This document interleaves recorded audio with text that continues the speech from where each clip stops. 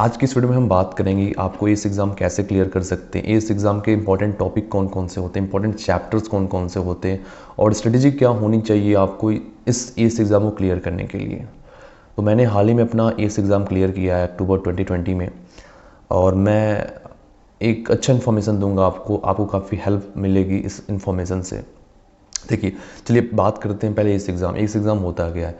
चलिए, S exam जो होता है पर्सनल ट्रेनिंग के लिए होता है। One of the best certificate होता है फिटनेस इंडस्ट्री में। अगर आप आना चाहते हैं तो one of the best certificate है इंडिया में अभी। तो इसमें अराउंड 150 क्वेश्चंस आते हैं, विदाउट माइनस मार्किंग बिल्कुल नहीं होती है और टोटल नंबर्स होता है 800, जिसमें से आपको एटलीस्ट 500 जो है आपको पाना ही पाना है इस एग्ज़ाम को क्लियर करने। दैट मीन्स कि आपको 63% जो है अचीव करना ही करना है इस एग्ज़ाम को क्लियर करने के लिए।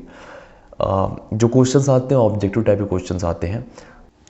अब बात करते हैं कि जो एस एग्ज़ाम होता है वो कितना डिफ़िकल्ट होता है। मैंने कहीं पढ़ा था लाइक कि जो एस एग्ज़ाम होता है, सपोज लाइक कि 100 लोग दे रहे हैं इस एग्ज़ाम, तो उसमें से अराउंड बस 60 से 70 लोग पास ही हो पाते हैं, उनको सर्टिफिकेट मिल ही पाता है। बाकी जो 30% होते हैं या फिर 40% जो होते हैं उनको वो क्लियर नहीं कर पाते एग्ज़ाम को। तो उनको जो होता है रीअपियर होना पड़ता है एग्ज़ाम में। दैट मीन्स कि उनको दोबारा फ़ी पे करनी पड़ती है एग्ज़ाम देने के लिए। और अगर हम देखते हैं अदर्स एग्ज़ाम की, तो अदर्स एग्ज़ाम में जो पासिंग रेट होता है अराउंड वो 90% होता है, 90 to 100% होता है। लाइक NSM देख लीजिए और K11 देख लीजिए, उसमें पासिंग परसेंटेज काफ़ी अच्छा होता है। बट एस में ऐसा नहीं है। एस इसलिए काफ़ी डिफ़िकल्ट हो जाता है एग्ज़ाम ये, इसलिए बहुत लोग प्रेफर नहीं करते हैं इस एग्ज़ाम को करने के लिए, इस एग्ज़ाम को देने के। और डिफ़िकल्टी इसलिए भी अधिक हो जाती है क्योंकि जो क्वेश्चंस होते हैं ना वो केस स्टडी बेस्ड होते हैं, वो वीडियो बेस्ड होते हैं क्वेश्चंस। तो आपको काफ़ी समझना पड़ता है उन क्वेश्चंस को करने के लिए। काफ़ी कई सारे चैप्टर्स का मेल होता है, कई सारे चैप्टर्स को सम अप करके क्वेश्चन बना दिया जाता है। और जो ऑब्जेक्टिव क्वेश्चंस होते हैं, जिसमें जो ऑप्शन आपको दिखेंगे उसमें से अराउंड 2 या 3 ऑप्शन जो है हमेशा सही ही दिखेंगे।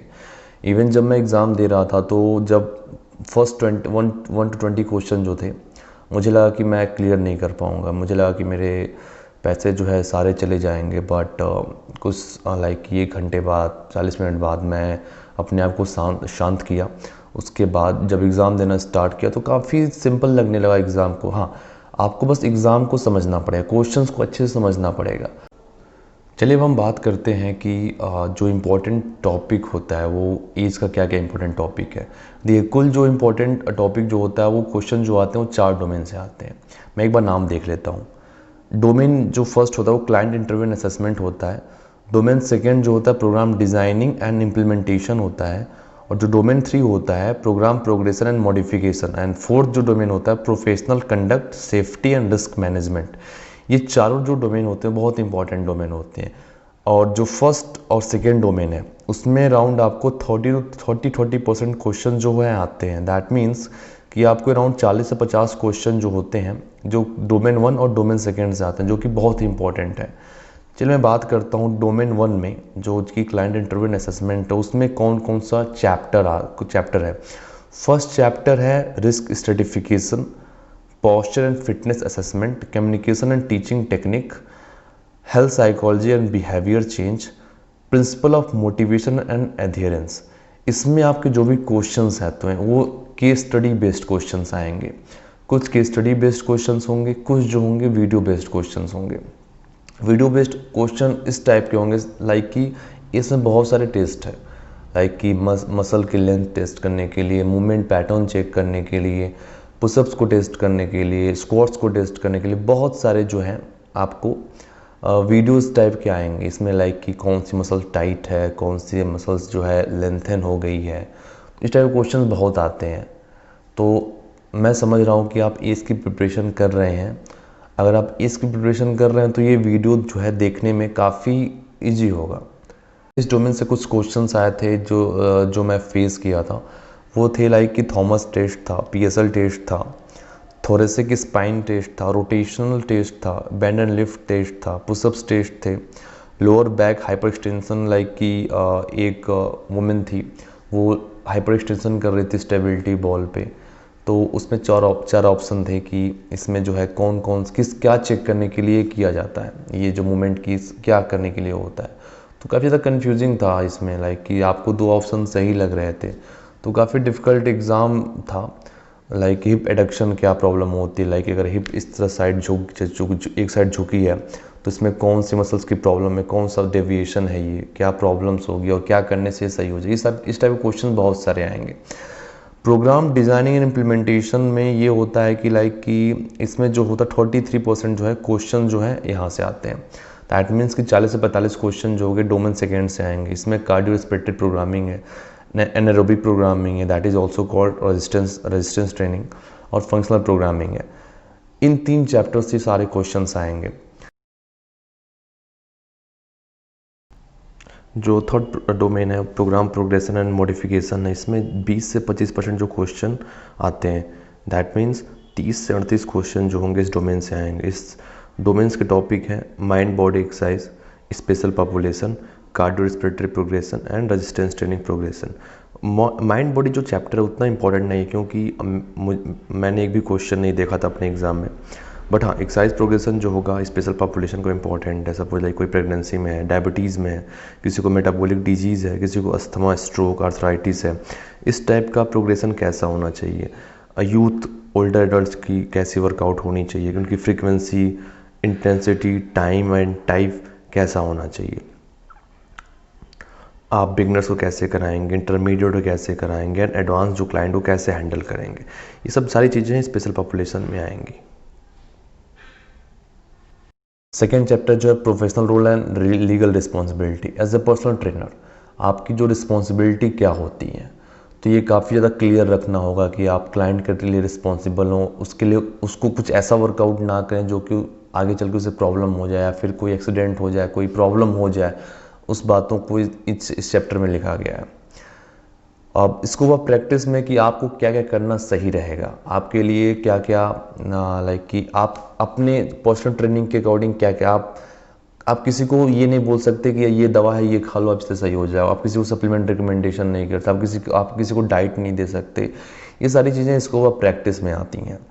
और मैं ऐड करूँगा जो है बिजनेस जो होता है वो इस में आता है। कुछ क्वेश्चंस आएंगे बिजनेस में आते हैं।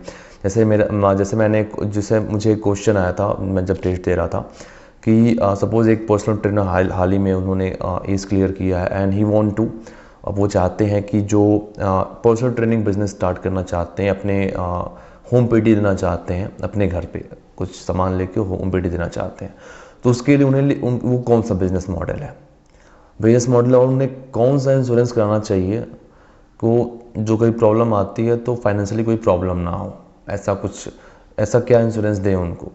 तो ये सारी चीज़ें इंपॉर्टेंट हो जाती हैं। तो अभी एक बार ना बिजनेस मॉडल पढ़ना है आपको, लाइबिलिटीज़ में फॉर्म पढ़ना है, इंश्योरेंस जो कितने टाइप के इंश्योरेंस होते हैं ये सारा आपको देखना पड़ेगा। नाउ अब हम बात करेंगे कि आप जो एस एग्ज़ाम को कैसे क्लियर कर सकते हैं। देखिए 3-4 बातों का आपको ध्यान देना पड़ेगा। फर्स्ट ये कि जो बुक है वो बहुत इंपॉर्टेंट है। बुक को कम से कम आपको 3 से 4 बार पढ़ना ही पढ़ना पड़ेगा कंप्लीट। जो सेकेंड बुक होगी वो बहुत इंपॉर्टेंट होगी, क्योंकि जो मैक्सिमम जो क्वेश्चंस आएंगे वो वहीं से आएंगे। बुक से बाहर कोई क्वेश्चन नहीं आएगा। हाँ, बट लैंग्वेज क्वेश्चन का चेंज हो सकता है। आपको लगेगा कि ये कहीं ऐसा तो नहीं है बाहर का क्वेश्चन, बट ऐसा होता नहीं है। और सेकेंड चीज़ ये है कि जो इम्पोर्टेंट जो चैप्टर्स हैं वो काफ़ी ज़्यादा देखना पड़ेगा आपको। मैं आपको इम्पोर्टेंट चैप्टर जो है डिस्क्रिप्शन में लिख दूंगा, और मैं बता देता हूँ कि कौन कौन सा इम्पोर्टेंट चैप्टर है।